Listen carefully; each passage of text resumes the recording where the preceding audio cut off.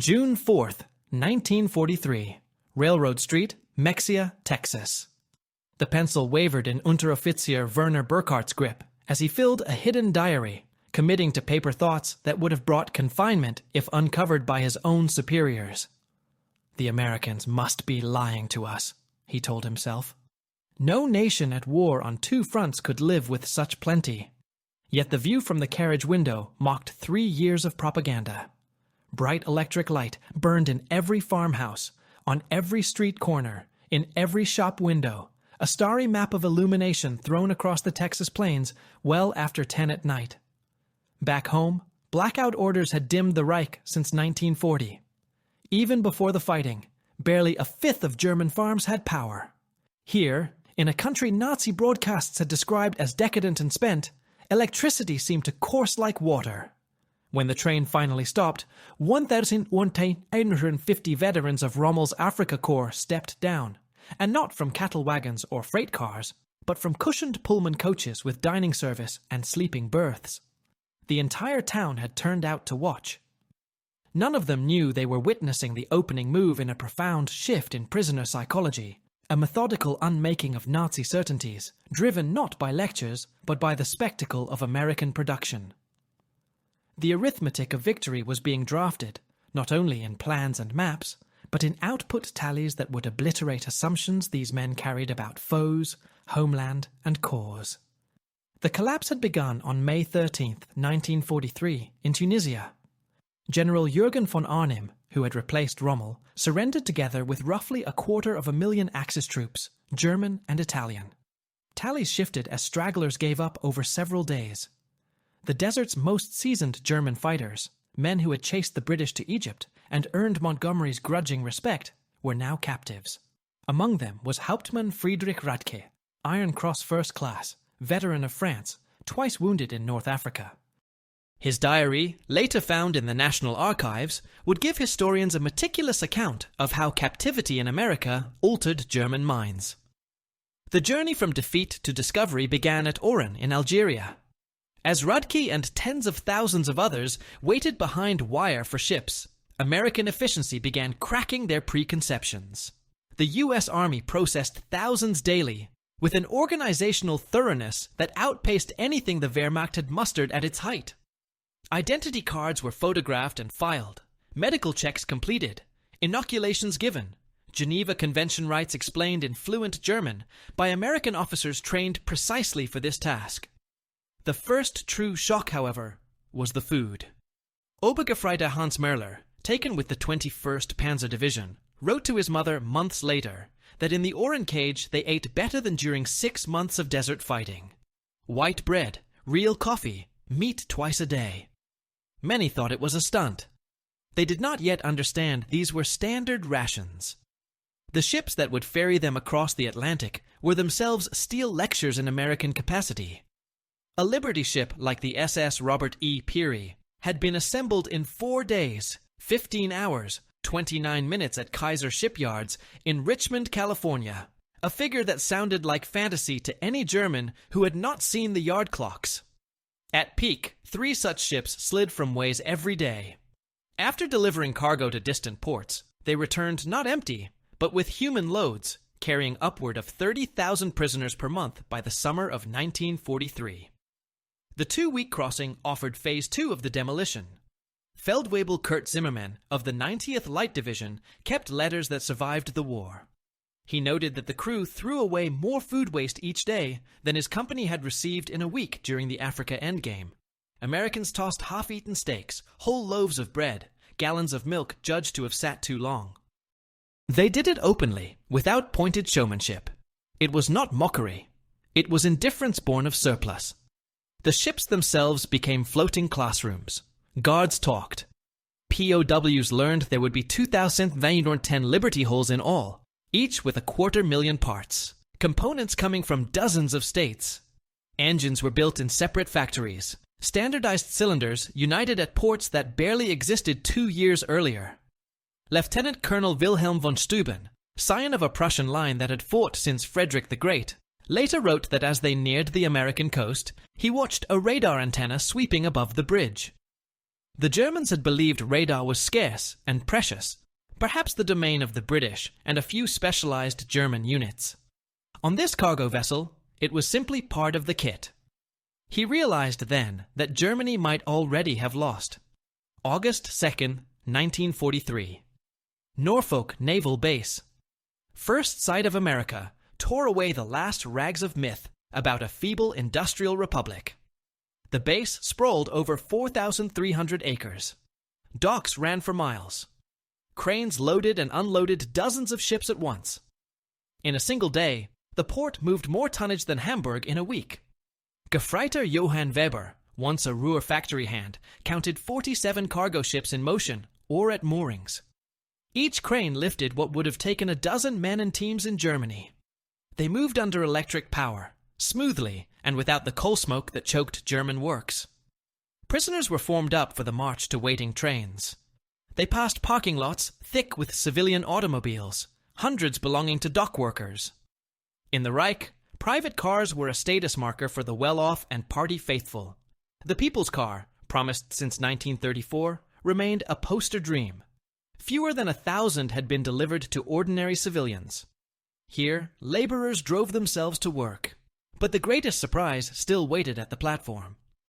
Not boxcars, not the 40 and 8 wagons that had hauled German forces across Europe, but full passenger coaches, pullmans with padded seats that folded into berths, dining cars laid with white cloth and silver, observation cars with wide windows. Radke wrote that they boarded like tourists, not prisoners. An American sergeant apologized that the air conditioning in their car was not working properly. Air conditioning in August. They had believed such comfort belonged only to Hitler's train. The 3-day ride from Norfolk to camps in Texas and Oklahoma would attack Nazi ideology more effectively than artillery. As the trains rolled through Virginia, prisoners pressed their faces to glass. They saw an America that was not supposed to exist. Small towns burned with light. Martinsville, Danville, Greensboro. Places that in Germany would count themselves fortunate to have a few lamps showed shop windows lit after dark. Neon signs, homes with multiple rooms glowing. Factories ran night shifts. Parking lots remained full past midnight. Merler, whose father was a party block leader in Hamburg, later wrote that they passed dozens of cities that first night, and each seemed brighter than all of Hamburg combined.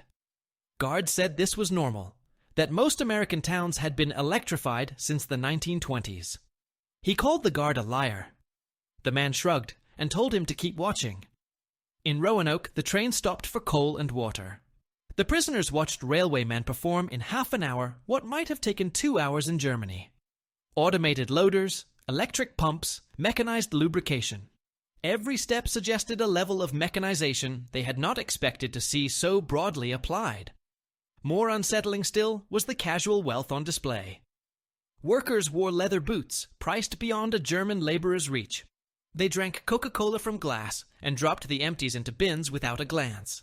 They smoked continuously and stubbed out cigarettes half-finished. Feldwebel Heinrich Müller, an electrical engineer from Siemens before the war, estimated that a single yard they paused in drew more power in an hour than his Berlin district used in a day. The waste was magnificent, he wrote. Lights burned in empty rooms. Electric fans spun where no one sat. It felt like the carelessness of endless resource. Crossing into Tennessee and Kentucky, the prisoners watched the curtain rise on industrial scale. Through the window, factories unfurled that dwarfed most German plants. The Alcoa works in Tennessee stretched for miles along a river, electric furnaces swallowing power on a scale that rivaled an entire German city. Near Louisville, the train slowed past a district of synthetic rubber plants that had materialized from fields in a year and a half. 4 massive facilities, each employing thousands, producing hundreds of thousands of tons annually. Germany, though it had pioneered the chemistry, had never reached even a fraction of this output in its best year. Oberleutnant Erich Hoffmann, a chemist from IG Farben, saw distillation towers and catalytic crackers and understood at once. Each plant looked more advanced than anything they had built, and there were 4 of them in this cluster, with talk of many more across the country. The train later skirted Ford's Willow Run outside Detroit, visible from far off. One factory, raised in 9 months, was assembling B-24 Liberators at a pace measured in minutes. Tens of thousands of workers and a web of suppliers fed an assembly line of staggering precision. The plant's floor space ran into the millions of square feet and consumed more electricity than the city of Cologne. Lieutenant Werner Kleist, a Luftwaffe pilot shot down over Tunisia, practically glued his forehead to the glass. He could see aircraft in multiple stages of completion. They had been told American machines were inferior, rushed, prone to fail. The line told a different story. These were not shoddy planes. They were solid, and they were being built faster than German minds had allowed. Farther west, the unmaking of myth accelerated. In St. Louis, they crossed the Mississippi on the Eads Bridge, while barges pushed along below, hauling grain volumes that mocked the German harvest of 1942. Elevators lined both banks, giant bins able to feed a German city for months. Unteroffizier Karl Schmidt, a farmer's son from Bavaria, wrote that Americans moved food the way Germans moved ammunition, in endless trains, without fretting about losses. He watched a crane load a barge with enough wheat to feed his village for 5 years, while the operator ate a thick meat sandwich. In Kansas City, the train paused beside stockyards where cattle packed the pens by the tens of thousands. The smell of the packing houses traveled for miles. Men who had rationed meat by the ounce in Africa watched workers bite into beef on their breaks. Gefreiter Paul Fischer wrote that Americans ate meat the way Germans ate bread, and then corrected himself. No, they ate it the way we wished we could eat bread. A guard bought hamburgers at a stand, 20 of them at 15 cents each, and paid with a single $1. This was not special treatment. It was ordinary food. Arrival at the camps deepened the shock. Camp Hearn, Texas, built in 4 months, held thousands in barracks with electric light, flush toilets, hot showers, and steam heat, each building containing more lumber than many German villages. The hospital stopped medical officers in their tracks.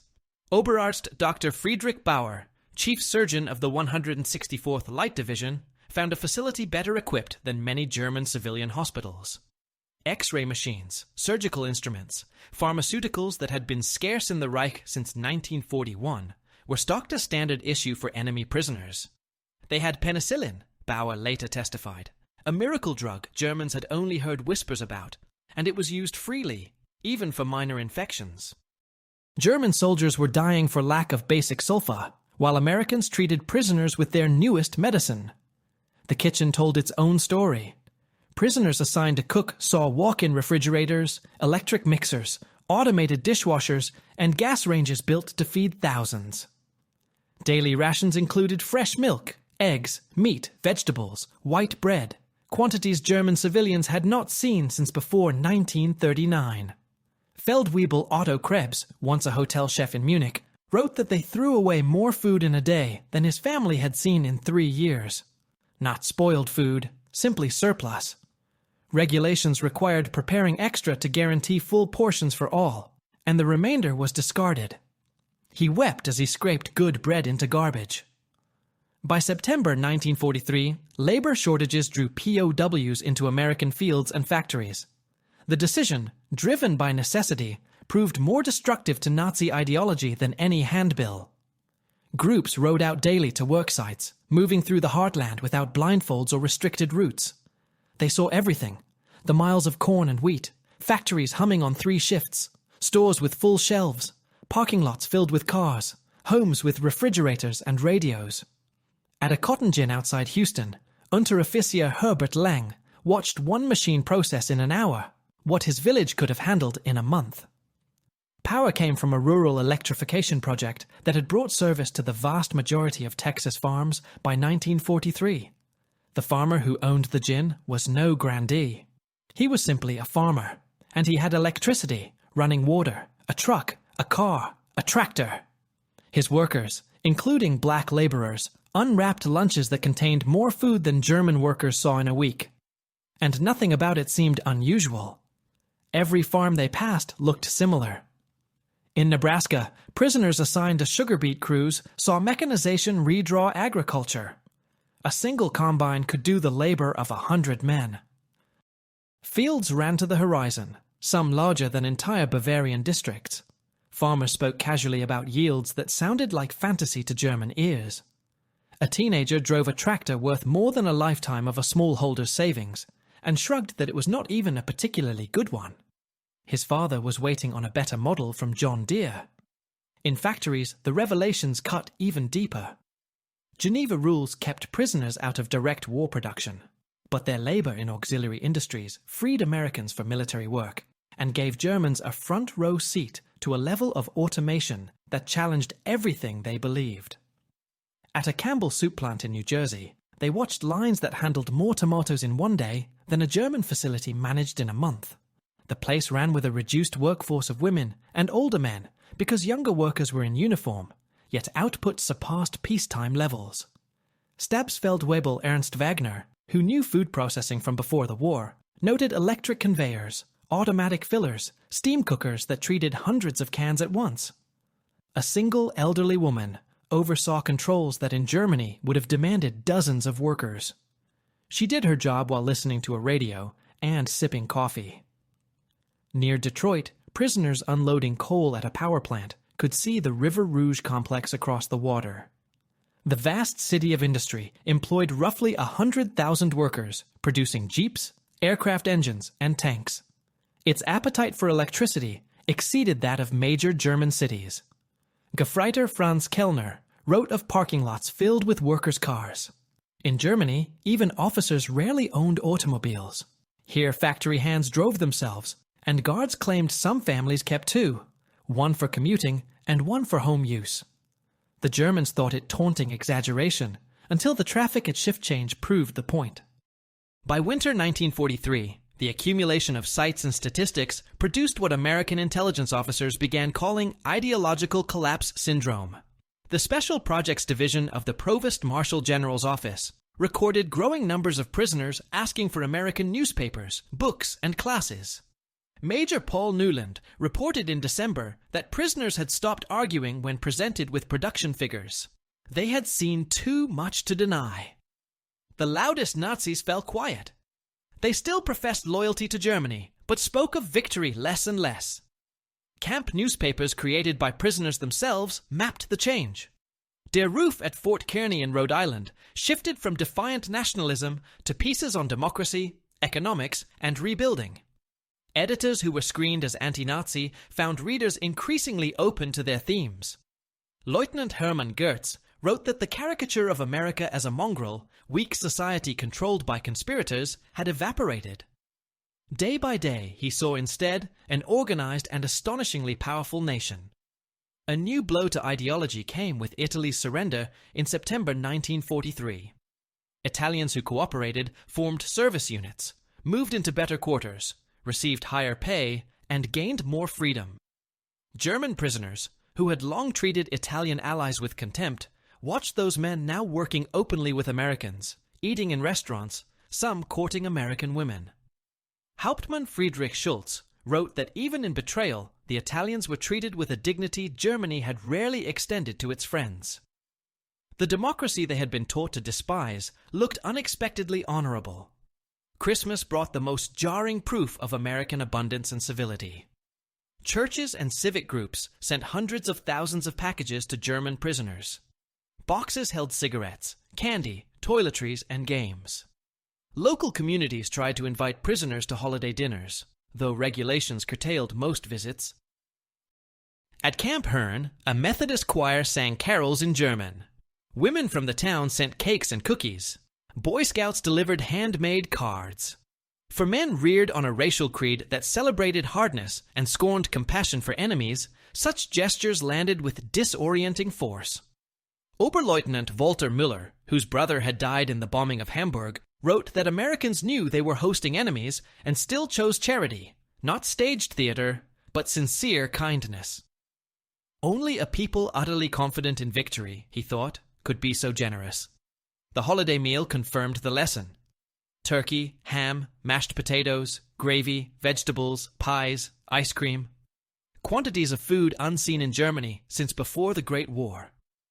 Men ate until they were ill, unable to reconcile such indulgence for captives with a nation fighting global war.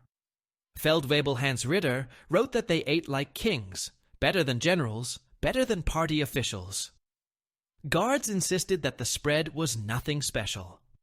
It was a normal American Christmas dinner, shared by ordinary families across the country. If this was how enemies were fed, what must their soldiers be receiving? By early 1944, more than 40,000 prisoners had enrolled in classes. They studied English, American history, mathematics, and the sciences. The University of Chicago mailed correspondence courses. Stanford professors lectured on democracy and economics. Curiosity surged. Men who had dismissed Americans as uncultured discovered libraries with deep holdings and universities that drew students from many classes. Scientific research hummed at a pace that led the world. They read newspapers freely and compared competing editorials, a simple act impossible under Nazi rule. Hauptmann Dr. Wilhelm von Braun, a physicist drafted from the Kaiser Wilhelm Institute, attended talks on atomic physics at Camp Shelby. American professors, including Jewish refugees from Germany, taught without rancor. Science was described as universal, not national. The visitors heard concepts that would not appear in German classrooms for years. Even the camp cinemas did unexpected work. Instead of propaganda reels alone, prisoners saw regular Hollywood films. Some watched a reconstruction epic about defeat and recovery, and recognized a story that mirrored their own path from ruin to rebuilding. Others saw a film about Dust Bowl hardship, and were astonished that Americans would show such self-criticism to enemy audiences. They concluded that transparent critique made the country stronger rather than weaker. Spring 1944 expanded labor programs again, as American output reached its peak. German POWs worked in canneries, mills, and fabrication shops, and the numbers rolled past any propagandist's argument. At the Higgins Boat Works in New Orleans, prisoners unloaded steel, while lines turned out landing craft for an invasion everyone could sense was coming. Workers built hundreds of boats per month. The plant employed thousands of women who ran cranes, welded seams, and kept lines moving.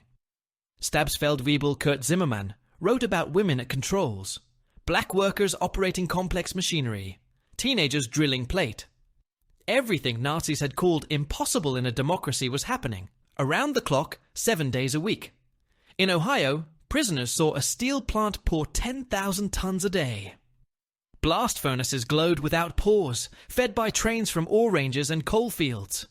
A veteran of Krupp admitted that he thought he knew mass production, but the scale exceeded imagination.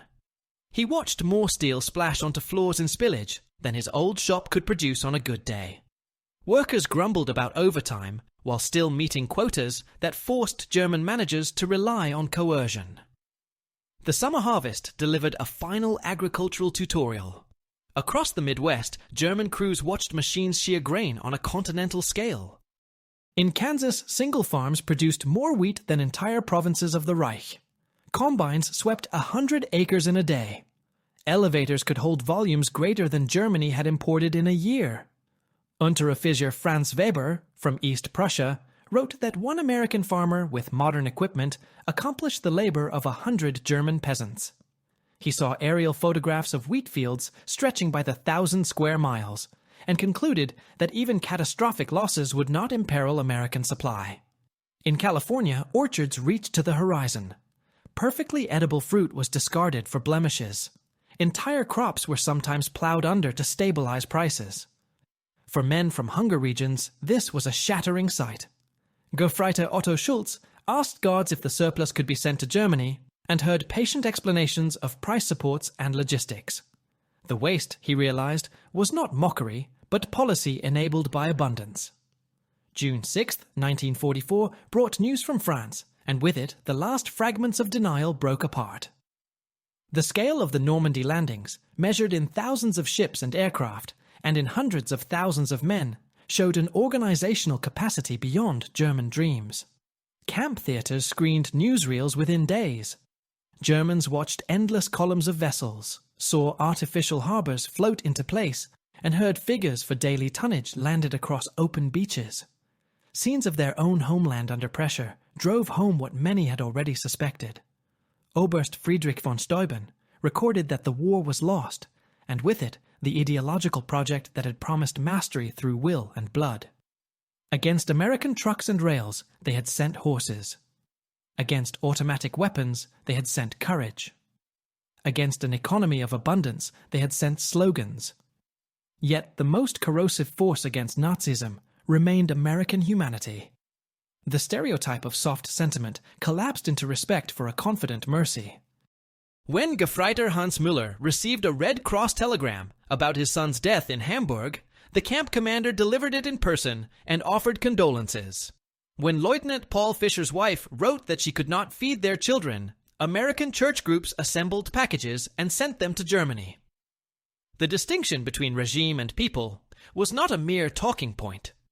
Guards and chaplains repeated that they fought Hitler, not Germans.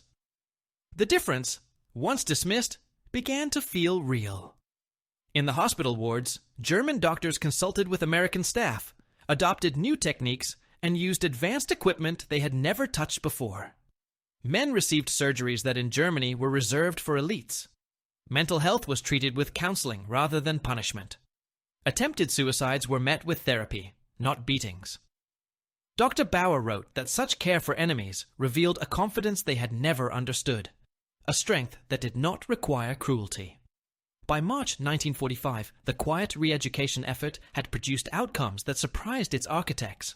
More than 25,000 prisoners volunteered for democracy courses. Camp newspapers ran essays on constitutional government, market systems, and civil rights. Discussion circles debated the future of Germany after the war. Officers who had sworn personal loyalty to Hitler began sketching plans to apply American agricultural methods at home. Some prisoners even joked that they had become missionaries for democracy, not through indoctrination, but through exposure.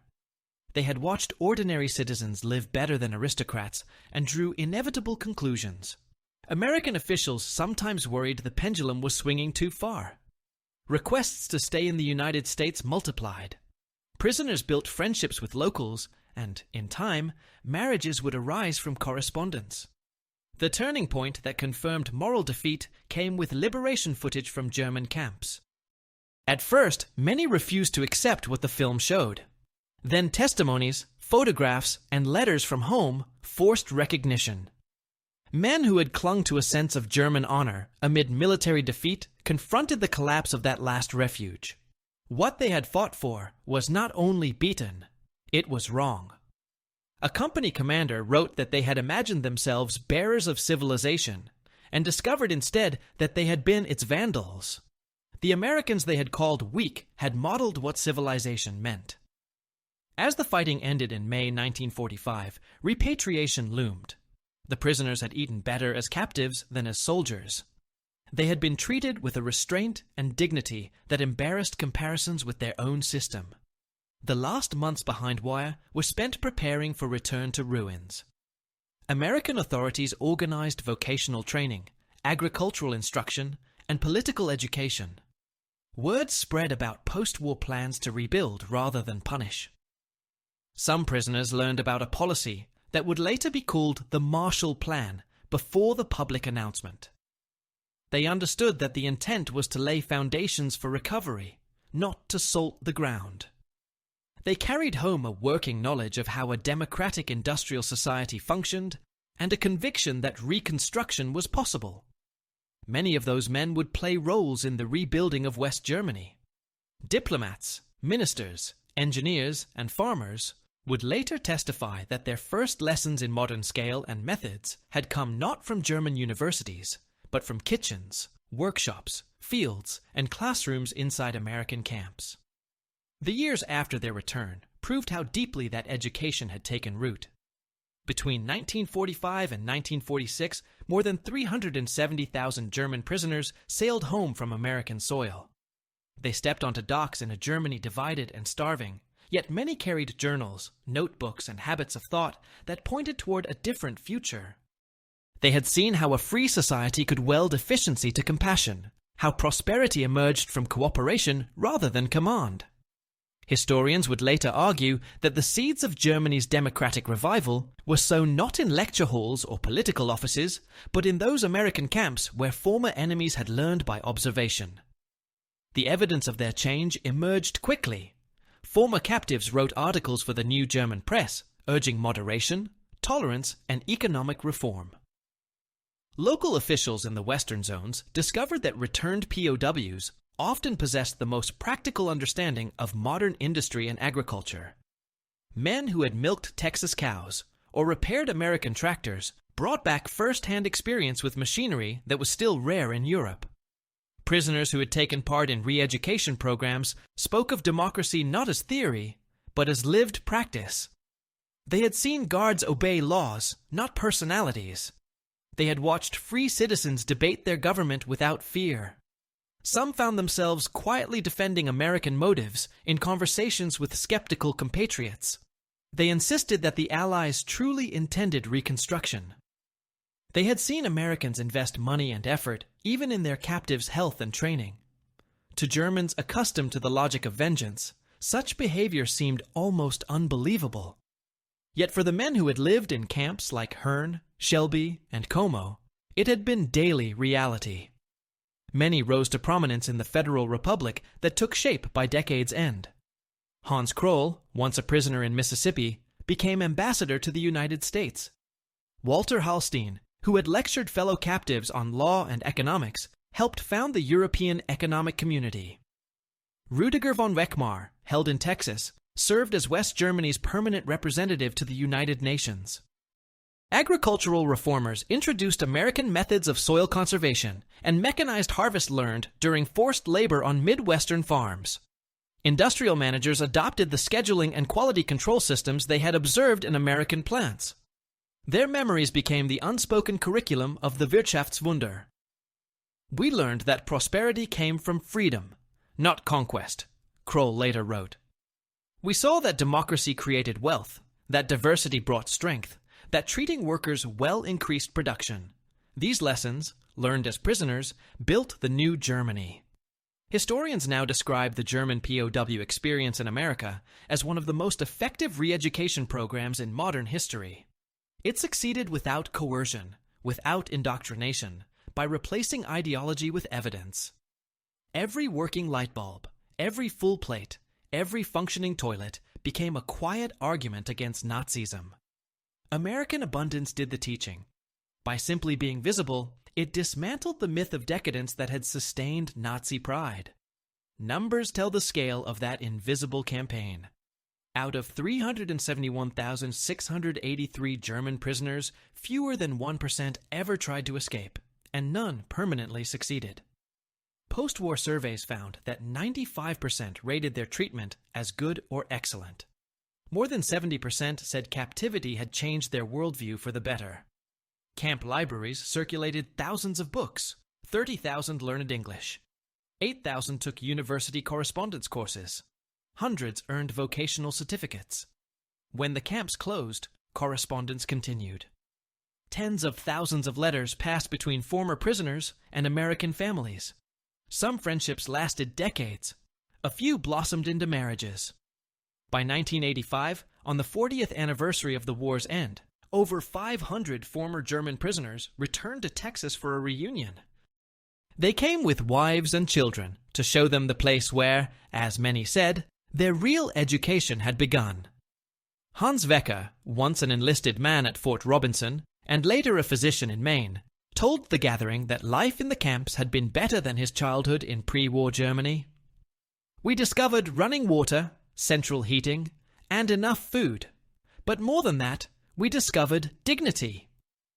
Kurt Meyer, who had worked on farms in Iowa, recalled how local families had shared meals and knowledge with the men who had once been their enemies. That humanity changed us forever. During the reunion dinner, an aging Oberst Hermann Goetz delivered the keynote address that distilled 4 decades of reflection. We came to America as enemies, as Nazis, as believers in a lie, he said. We left as friends and students. America showed us that strength lies not in conquest, but in creation. Not in hatred, but in diversity. Not in tyranny, but in freedom. We saw the arsenal of democracy at full power. We saw citizens who treated enemies with respect and workers who built victory with skill. we learned that the true weapon of America was not the bomb or the tank, but the limitless confidence of a free people. When he finished, Americans and Germans alike stood in applause that bridged 40 years of history. In that hall, the echo of trains arriving at Mexia in 1943 seemed to fade at last. What had begun as the internment of defeated soldiers had become a classroom for the rebirth of a nation. The statistics of the system now read like an engineer's ledger of moral as well as material achievement. More than 500 camps across 45 states built in an average of 90 days. Nearly 15 million man-days of agricultural labor contributed. Over 100 million board feet of lumber processed. A labor value exceeding 200 million wartime dollars. Yet the real yield could not be measured in tons or dollars. It was measured in changed minds. Less than 10% of the prisoners still clung to strong Nazi convictions by 1945. For those who had once seen themselves as chosen conquerors, captivity in America became an apprenticeship in democracy. Their defeat turned into enlightenment. Their imprisonment into liberation from delusion. America's triumph was not merely military. It was moral and psychological. The same factories that produced tanks and bombers also produced an unanswerable argument that freedom could generate power and wealth beyond any dictatorship's reach. When the last ships carried the prisoners home, they no longer looked upon America as an enemy to destroy, but as a model to study. They had seen what worked. In their memories lay the first blueprints of the Atlantic Alliance and the postwar order. From the moment those 1,150 Afrika Korps veterans stepped off the train in Texas, the process had begun. A transformation achieved not through force, but through example. The story of the German POWs in America is ultimately one of redemption through revelation. It demonstrates that the most lasting victories are won not by annihilation, but by illumination. The men who had once sworn to Hitler returned to build a Germany that would stand beside its former foe in peace. Their journey from conquerors to students remains one of the most extraordinary transformations in modern history, achieved not through propaganda or punishment, but through the undeniable reality of what a free and confident people could create.